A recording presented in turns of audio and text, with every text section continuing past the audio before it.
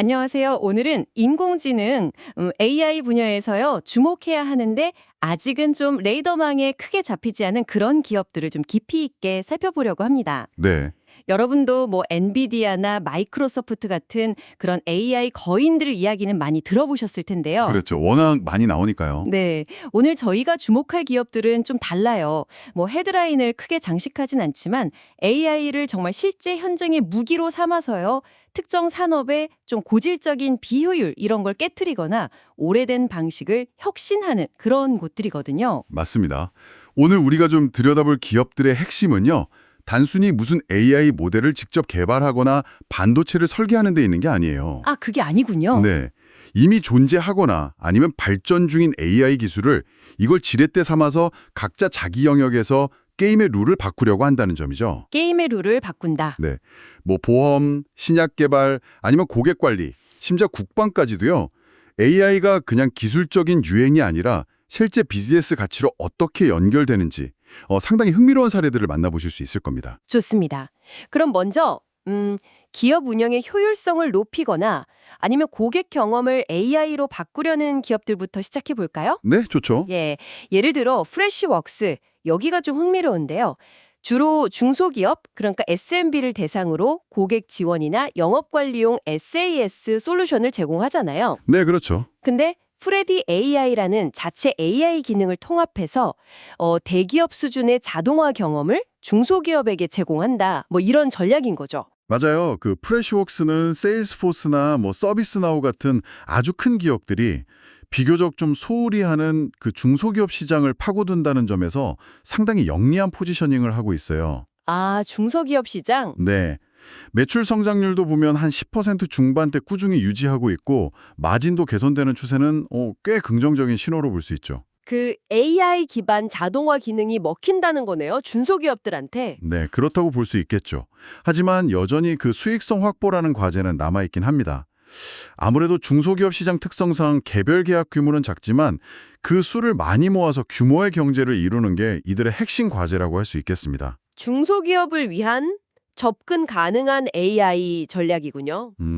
그럼 IT 운영 쪽은 어때요? 페이저듀티. 여기는 IT 운영이랑 사고 관리에 특화된 플랫폼인데 AI를 써서 문제 해결 시간을 확 줄인다면서요. 네, 페이저 듀티는 요즘 IT 시스템 환경이 점점 복잡해지잖아요. 아, 그쵸. 너무 복잡하죠. 네, 이런 환경에서 장애가 빡 발생했을 때 AI 비서나 자동화 도구를 통해서 그 근본 원인을 빨리 파악하고 해결 과정 자체를 효율화하는 데 초점을 맞추고 있어요. 효율화. 네, 그러니까 기업 고객 입장에서는 시스템 다운타임이 줄거나 엔지니어의 업무 부담이 경감되는 것 같은 투자 대비 명확한 효과, ROI를 기대할 수 있는 거죠. 그렇죠. 기술적 문제가 점점 예측하기 어려워지는 상황에서 이런 신속한 대응 능력은 기업 경쟁력이랑 직결되니까요. 근데 그 ROI라는 게 구체적으로 뭐 어떻게 측정될 수 있을까요? 사실 다른 자동화 도구들도 많잖아요. 페이저 듀티만의 AI가 주는 차별점이 정말 명확하게 딱 드러나는 건가요? 아, 그거 아주 중요한 질문입니다. 페이저 듀티는 그냥 알림만 딱 보내는 걸 넘어서요. 과거 데이터란 실시간 상황을 분석해서 문제의 심각도나 아니면 예상되는 영향 범위, 심지어 최적의 담당자 할당까지 AI가 제안을 해줍니다. 오, 제한까지? 네. 예를 들어서 특정 유형의 서버 장애가 과거에 어떤 방식으로 해결됐는지 학습을 해서요. 비슷한 문제가 터졌을 때 해결책을 바로 추천해주는 식이죠. 아, 이런 예측 이런 추천 기능이 그냥 단순 자동화 도구하고는 다른 차별점이고요. 이게 바로 문제 해결 시간 단축이라는 측정 가능한 ROI로 이어진다고 주장을 하는 겁니다. 물론 뭐 경쟁은 치열하죠. 하지만 사고 대응이라는 아주 특정 영역에 대한 깊이, 이게 강점이라고 할 수 있습니다. 그렇군요. 자, 그럼 고객 경험 쪽으로 넘어가서 스프링클러 여기가 있네요. 맥도날드나 나이키 같은 아주 큰 브랜드들이 사용한다고 하니까 규모가 상당한데요. 이 기업들은 AI를 어떻게 활용하는 거죠? 스프링클러는요. 그 소셜미디어, 메시징 앱, 이메일 등등 고객하고 만나는 모든 접점에서 발생하는 데이터를 싹 다 통합을 해요. 아, 통합 관리. 네. 그리고 그걸 AI로 분석해서 기업이 고객 목소리를 실시간으로 듣고 트렌드를 파악하고 또 개인화된 소통을 할 수 있도록 돕는 그런 플랫폼입니다. 단순히 고객 문의에 답하는 수준을 넘어서요. 뭐 브랜드 평판 관리라든지 마케팅 캠페인 성과 분석, 아니면 제품 개발 아이디어 발굴 같은 아주 광범위한 영역에서 AI 기반 인사이트를 제공하는 거죠. 와, 정말 여러 채널을 통합 관리하는 건 강력해 보이는데, 근데 또 기업 입장에서는 오히려 특정 기능에 딱 특화된 여러 베스트 오브 브리드 도구를 이렇게 조합해서 쓰는 게 더 유연하지 않을까 싶기도 하거든요. 통합 플랫폼의 한계 같은 건 없을까요? 아, 좋은 지적이세요. 실제로 그런 논쟁이 있습니다. 그렇죠. 네, 하지만 스프링클러의 주장은 이거예요. 파편화된 도구들로는 고객 여정 전체를 아우르는 그런 통합적인 시각을 갖기가 어렵다는 거죠. 아, 연결이 안 된다. 네, 예를 들어서 소셜미디어에서의 불만이 고객센터 문의로 이어지는 과정을 따로따로 보면 전체 그림을 놓칠 수 있잖아요. 그렇죠. 스프링클러는 이 모든 데이터를 한 곳에 모아서 AI로 분석함으로써 개별 도구들을 그냥 합친 것 이상의 가치를 만들려고 하는 겁니다. 물론 플랫폼이 좀 무거워지거나 특정 기능의 깊이가 좀 부족할 수 있다. 이런 단점은 존재할 수 있어요. 어떻게 보면 통합 플랫폼이 가진 본질적인 트레이드오프라고 볼 수 있죠. 흥미로운 관점이네요. 자, 그럼 이번에는 AI를 통해서 특정 산업 자체를 좀 뒤흔들려는 시도, 이런 걸 하는 기업들로 넘어가 보겠습니다. 오스카 헬스, 여기는 기술 기반 건강보험사인데 그 악명 높은 의료 행정의 비효율을 AI로 해결하려고 한다고요? 네, 맞아요. 오스카 헬스는 슈퍼 에이전트 AI라고 부르는 내부 AI 비서를 활용해서요. 고객 문의 응대라든지 보험금 청구 처리 보조 같은 다양한 업무를 자동화하고 효율화하려고 합니다. 슈퍼 에이전트 AI. 네, 목표는 서비스 비용을 확 줄이고 처리 속도를 높여서 그 복잡하고 느려 터진 기존 건강보험 시스템에 지친 소비자들에게 더 나은 경험을 제공하겠다는 거예요. 기술을 통해서 보험 운영의 근본적인 비용 구조를 바꾸려는 아주 야심찬 시도죠. 이야, 의료비 상승이나 행정 부담이고 정말 심각한 문제니까 성공만 한다면 파급력이 진짜 크겠네요. 그렇죠. 비슷한 맥락에서 보험 분야의 또 다른 도전자 레모네이드. 여기는 아예 AI 봇이 보험계약 심사부터 보험금 지급까지 상당 부분을 처리한다고요? 그렇습니다. 레모네이드는 모바일 앱 통해서 진짜 몇 분 만에 보험 가입이 가능하고요. 보험금 청구도 AI 챗봇 마야랑 짐을 통해서 아주 신속하게 처리하는 걸 내세우고 있죠. 챗봇 이름도 있네요. 마야랑 침. 네, 이들의 핵심 가설은 이거예요.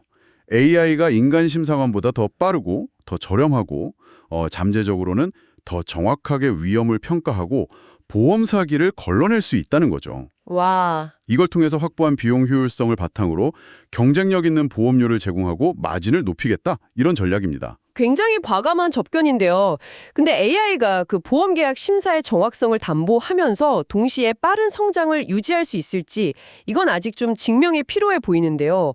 만약에 AI 판단 오류로 손해율이 막 높아지면 그건 재앙일 텐데요. 바로 그 점이 레모네이드의 가장 큰 도전 과제입니다. 아, 역시. 네, 인공지능 기반 심사가 실제로 얼마나 정교하게 작동하는지, 그래서 그 손해율, loss ratio 있잖아요.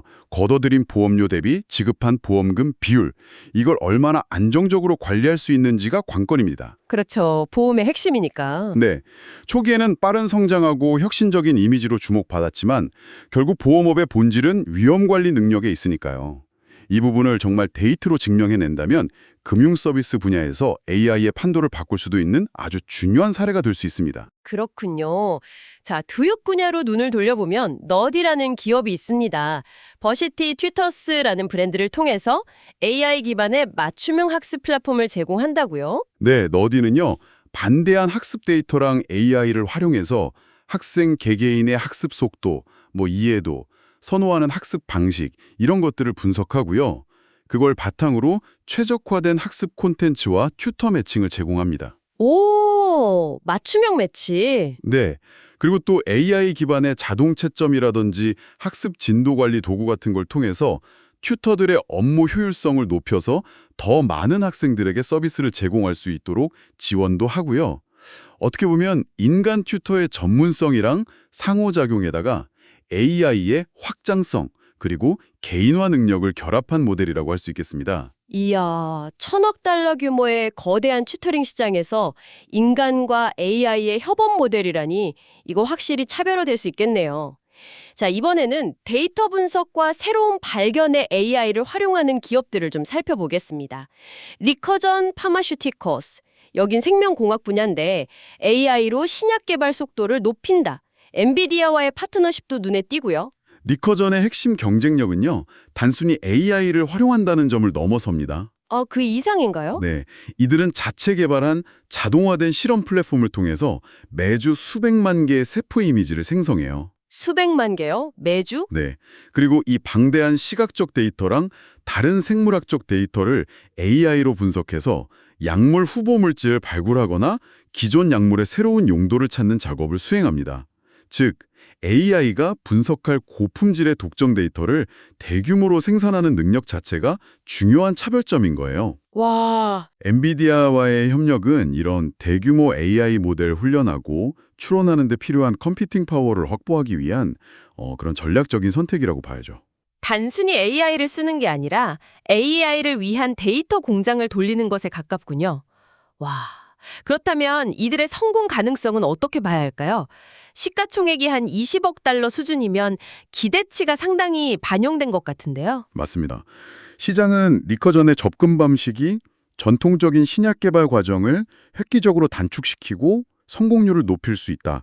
이 잠재력에 베팅하고 있는 셈이죠. 하지만 아시다시피 생명공학 분야 투자는 본질적으로 매우 높은 위험을 수반합니다. 그렇죠. 리스크가 크죠. 네. 결국 AI 기반 접근법의 유효성은 임상시험의 성공 여부로 판가름 날 겁니다. 성공적인 신약이 나온다면 기업 가치는 폭발적으로 증가하겠지만 실패한다면 기대는 실망으로 바뀔 수 있죠. 그 결과가 나오기까지는 또 상당한 시간이 필요할 수 있고요. 네. 자, 데이터 분석 쪽으로 가면 앰플리튜드라는 기업도 있습니다. 기업들이 자사 앱이나 웹사이트 내 사용자 행동을 분석해서 제품을 개선하도록 돕는 솔루션인데 여기에 AI를 더했다고요? 앰플리튜드는 그 제품 분석, 프로덕트 애널리틱스 분야의 강자 중 하나입니다. 기업들이 사용자가 어떤 기능을 많이 쓰고 어디서 이탈하고 또 어떤 경로를 통해서 구매로 이어지는지 이런 것들을 상세히 추적하고 이해할 수 있도록 돕죠. 네. 여기에 최근 AI 기능을 도입해서 단순히 데이터를 보여주는 것을 넘어서 AI가 자동으로 의미 있는 패턴이나 이상 징후를 발견하고 이런 가설을 검증하기 위해서 A/B 테스트를 해보세요와 같이 구체적인 실행 방안까지 제안해주는 수준으로 발전하고 있습니다. 와, 사용자의 행동 패턴을 분석해서 개선점까지 딱 제시해준다면 제품 개발팀이나 마케팅팀 입장에서는 진짜 유용하겠네요. 그렇죠. 근데 어도비 같은 거대 기업도 유사한 분석 툴을 제공하고 있고 또 무료 툴과의 경쟁도 있지 않나요? 가격 압박이 좀 심할 것 같은데요. 그렇습니다. 경쟁 환경이 만만치 않고요. 특히 거대 기업들이 자사 마케팅 클라우드나 분석 스위트의 유사 기능을 통합하면서 압박이 커지고 있는 건 사실입니다. 네. 앰플리튜드는 여기에 맞서서 제품 경험 최적화라는 특정 영역에 더욱 깊이 파고드는 전략을 취하고 있습니다. 단순히 웹 트래픽 분석이나 마케팅 성과 추정을 넘어서 사용자가 제품 자체와 상호작용하는 방식에 대한 깊이 있는 분석과 통찰력을 제공하는 데 집중함으로써 차별화를 꾀하는 것이죠. 뭐랄까, 가격 경쟁보다는 전문성과 깊이로 승부하려는 전략입니다. 그렇군요. 전문성. 자, 데이터 관련해서 또 다른 유형의 기업으로 이노데이터가 있습니다. 이 회사는 AI 학습용 데이터를 제공하는 어떻게 보면 AI 시대를 위한 기반 시설 역할을 한다 이렇게 볼 수 있겠네요. 정확합니다. 이노데이터는 대규모 언어 모델 LLM이나 다른 AI 시스템을 훈련시키는 데 필요한 고품질의 정제된 데이터셋을 구축하고 제공하는 서비스를 합니다. 아, 데이터 정제. 네. 예를 들어서 특정 산업 분야의 전문 문서를 AI가 이해할 수 있는 형태로 변환하거나 이미지나 비디오에 정확한 설명을 붙이는 데이터 라벨링 작업 같은 거 수행하죠. AI 모델의 성능은 학습 데이터의 질과 양에 크게 좌우되기 때문에 고품질 데이터에 대한 수요는 지금 폭발적으로 증가하고 있거든요. 그렇죠. 데이터가 중요하죠. 네. 이노데이터는 이런 흐름 속에서 AI 생태계에 어떻게 보면 숨겨진 조력자 역할을 하면서 성장 기회를 찾고 있는 셈입니다. 마지막으로 조금 독특한 분야인데요. 국방 쪽을 볼까요? 빅베어.ai는 미 국방부 등을 대상으로 AI 기반 분석과 의사결정 지원 플랫폼을 제공한다고요. 네. 빅베어.ai는 국방, 정보기관, 그리고 일부 상업 고객에게 AI와 머신러닝을 활용한 예측 분석, 상황인식, 임무계획 지원 솔루션 이런 것들을 제공합니다. 국방 AI. 네. 예를 들어서 방대한 양의 정찰 데이터를 분석해서 잠재적 위협을 식별한다거나 복잡한 군사작전의 최적 경로를 시뮬레이션하는 그런 역할을 수행할 수 있습니다. 국방 분야의 디지털 전환과 AI 도입이 가속화되면서 성장 잠재력이 있는 분야로 평가받고 있습니다. 국방 분야라면 뭐 안정적인 수요가 있을 것 같긴 한데, 근데 또 정부 계약에 기반한 사업의 특성상 변동성은 없을까요? 좀 불안정할 수도 있지 않나요? 그 점이 바로 투자 관점에서 고려해야 할 주요 위험 요인입니다. 그렇군요. 정부 계약은 규모가 클 수 있지만 예산 변동이나 정치적 상황 변화, 아니면 계약 수주 경쟁, 이런 거에 따라서 매출 변동성이 커질 수 있어. 또한 프로젝트 수행 과정에서의 기술적 난이도나 지연 위험도 존재하고요. 네. 따라서 빅베어.ai 같은 기업은 꾸준하고 안정적인 성장보다는 다소 변동성이 큰 실적 패턴을 보일 가능성이 있습니다. 이런 특성을 좀 이해하고 투자할 필요가 있다는 분석이 많습니다. 자, 이렇게 10개의 기업들을 정말 숨가쁘게 살펴봤습니다. 이 기업들의 이야기를 쭉 종합해보면 어떤 그림이 그려질까요? 이들이 던지는 메시지는 뭘까요? 오늘 살펴본 기업들의 가장 중요한 공통점은요. AI 기술 자체의 선도자가 되려고 하는 게 아니라는 거예요. 아, 그게 아니다. 네, AI를 어떻게 잘 활용할 것인가? 여기에 집중한다는 점입니다. 각자가 속한 산업의 구체적인 문제점들, 예를 들어서 의료 행정의 비효율, 보험 심사의 속도와 정확성 문제, 신약 개발의 시간과 비용 문제, 고객 경험의 파편화 같은 그런 문제들을 AI라는 도구를 이용해서 해결하려는 아주 실용적인 접근을 보여주는 거죠. 그러니까 거대 기술 기업들이 AI의 어떤 기반 기술이나 플랫폼을 구축한다면 이 기업들은 그 기반 위에서 특정 산업이나 문제에 딱 맞는 맞춤형 솔루션을 만들어내는 그런 플레이어들이다. 이렇게 볼 수 있겠네요. 정확합니다. 그래서 이 분석들을 종합해보면요. 어떤 특정 유망주 하나에만 집중하기보다는 이렇게 다양한 산업 분야에서 AI를 실용적으로 적용하는 여러 기업의 관심을 분산시키는 것이 AI 혁신의 실질적인 수요를 누리면서도 개별 기업의 실패 위험은 줄이는 그런 전략이 불 수 있다는 관점도 제시됩니다. 분산 투자 관점이군요. 네, 물론 앞서 이야기했듯이 레모네이드나 오스카 헬스처럼 산업 자체의 어떤 난관에 부딪힐 수도 있고요. 리코전처럼 임상 결과라는 아주 결정적인 변수에 의존하거나 또 빅페어처럼 계약 변동성 리스크를 안고 있는 등 각 기업이 직면한 고유한 도전 과제와 위험 요인을 면밀히 살펴보는 것이 중요합니다. 오늘 논의가 또 투자 관점의 분석에 기반했다는 점도 기억해야 하고요.